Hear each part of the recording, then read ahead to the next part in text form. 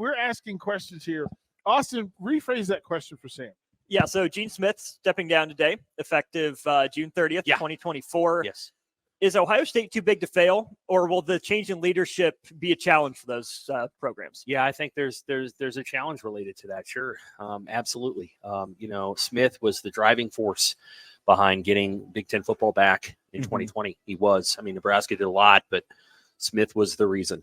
And so lot of flaws with Urban Meyer, but Urban Meyer and Gene Smith changed the Big Ten in football. And Meyer made a lot of mistakes. I think Smith made a few mistakes in the way that he managed Meyer, but he changed Ohio State. They changed the league, and with those two guys out, you have to get the right person in there to support Ryan Day or whoever the coach is going to be, because I don't think you can lose to Michigan more than 3 or 4 times and you're not going to have a job. It's that high level there. Mm-hmm. And people know Coach Osborne T.O. He lost however many times in a row to Colorado. He lost in 89 and 90. And then I think that was it. Then they tied in 91. He really needed a win in 92, 90. It was always a feeling of can't lose to Colorado that many times. So yeah, absolutely. It matters who they have as a replacement. One of the hardest guys to replace. Huge news. It'll go under the radar because Ohio State will be good.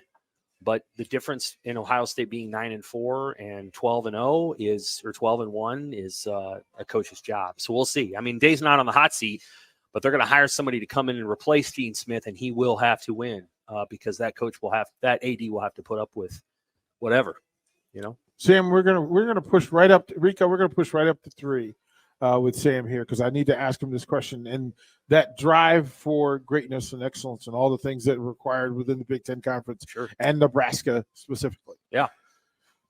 Let's talk Huskers because this thing is sitting in front of me. I'm trying to figure out what it is. Yeah. What is going to be the thing that identifies a successful football season this year above all else? What one thing?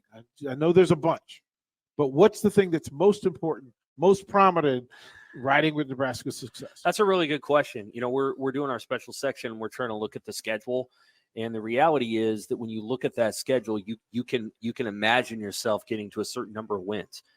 It's not the hardest schedule in America, mostly because of where Colorado's at. I think you can go out there and win that game. So I think there's 2 answers to the question. One, if they get to 6 wins, regardless of how they get there, it's a success. Okay. And it could be that we say, well, this isn't quite how we thought it was going to be. And there's actually warning signs, but they got to 6 and everybody would view that as a universal success. I think the other way you can do it, whether you get to 6 or not, is to play the kind of football that I think Matt Rule says he wants to play. And that is you run the ball with your running back. You don't overdo it with your quarterback. And I say this, and the NFL really well, DP. I say this knowing that there are 2 teams in the NFL that are probably going to do just this. I mean, Anthony Richardson's going to run the ball, and Justin Fields is going to run the ball. And I'm saying that Nebraska can't run Jeff Sims like that, but they might, So can you run the football with a running back, and can your defense create more? The defense the last couple of years, Eric Chennader is a good man. I like him a lot. But the defense never played with a leading edge. They were always playing catch.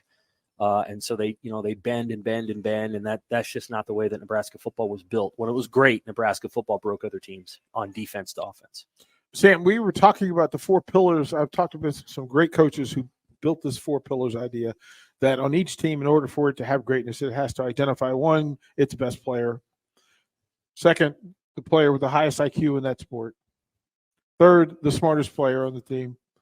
And 4th, the team leader, the team with the most charisma and the guy that can lead the team either backwards or forwards simply because of who he is. Right? Yeah. Who's the best player on this football team? And you cannot be wrong in any of your answers, by the way. That's a great question. Who's going to be the best football player on this team, not the best NFL prospect? Right. I think Luke Reimer's up there. I think Billy Kemp is up there, to be honest with you. I think Billy's going to end up being one of the best players on the team. He's a transfer. Trey Palmer was maybe the best player on the team last year. I don't know if he was or wasn't. He was inconsistent, but Billy will be up there. Luke Reimer, I think, is up there. You'd love to say that it's going to be Ty Robinson. He probably is the most upside as an NFL prospect. That's your best. smart players, high football IQ, specific to the game of football Mm-hmm. on this roster, who jumps out? Malcolm Hartzog, who's probably among the best players too. Isaac, I think, is up there. Isaac Gifford, I think, is up there. Nick Henrich is up there. He's hurt a lot, and that's tough. You notice I'm mentioning defensive players. Ben Scott in that conversation? Sure. It's hard to tell. I think Ethan Piper probably is in that conversation. I think those are guys with high football IQ. And, if you talk to Ramir's quieter, so he's more reserved, but Ramir knows the game really well. They just need to find a way to use him. And he also needs to play in a way that doesn't get his shoulder separated in week 3. And he's got to shy away from some things, I think, too. This is why you got to get Sam to sit down. This is why you got to get Sam to sit down. Okay, here I'm in. Sam and I, no, but Call me anytime. Sam and I are working behind the scenes. Something really cool is going to happen. Yeah. I'm going to make that happen, and I'm excited about it. Yeah. But I'll just leave the teas there, and they'll have to come back and get the wine later. Sam, thank you guys so You much. bet.